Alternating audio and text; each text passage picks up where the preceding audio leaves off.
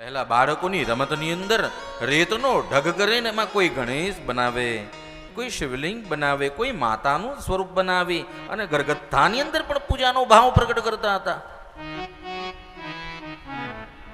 પણ આજે તો એક ઘરની અંદર 10 વ્યક્તિઓને મળવું હોય ને તો ફોન કરવો પડે, મારે તારી જોડે બેસવું છે. આ વ્યથા છે સમાજની. કારણ બાળકો પણ હવે ફોન અને ટેબ્લેટ ગેજેટની દુનિયાની અંદર મસ્ત.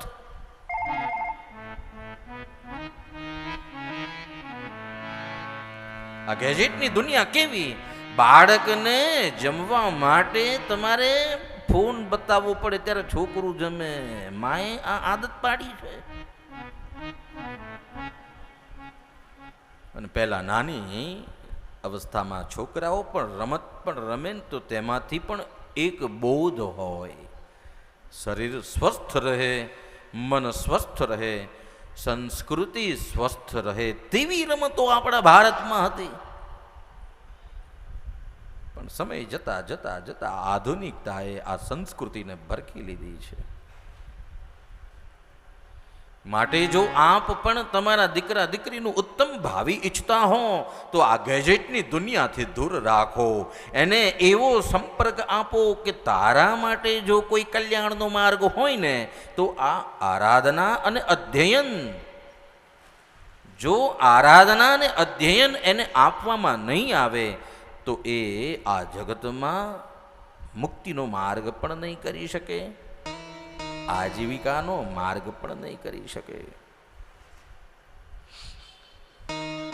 આ બધી વ્યથાઓ છે સમાજની.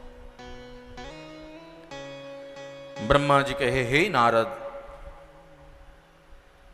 એક વખતે શિવ દ્વારા પ્રેરિત હિમાચલના ઘરે તમે ગયા છો અને હિમાલય રાજે તમારું સ્વાગત કર્યું છે. બ્રહ્માજી નારદને આ કથા કરી.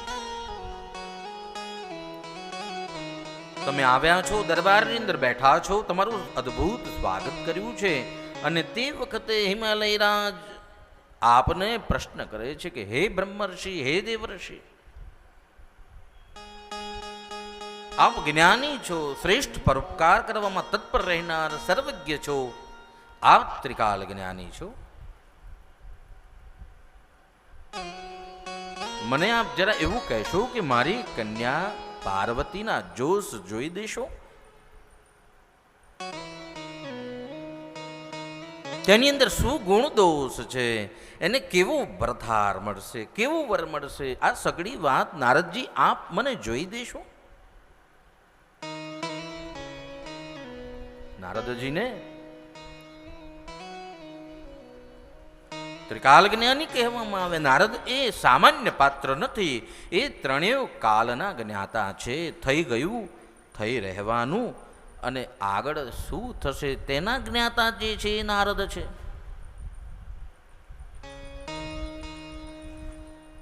ત્રિકાલજ્ઞ સર્વજ્ઞ તુમ ગતે સર્વત્ર તુમ્હારે કહો સુતા કે દોષ ગુણ મુનિબર હૃદય વિચારે. મુનિવર હૃદયથી વિચારીને માં પાર્વતી, આ જે પાર્વતી છે મારી દીકરી, એને કેવો વરદાર મળશે, એનું ભવિષ્ય કેવું છે, આ બધી વાતો મને કહો. અને તે વખત નારદજી કહે, સાંભળો,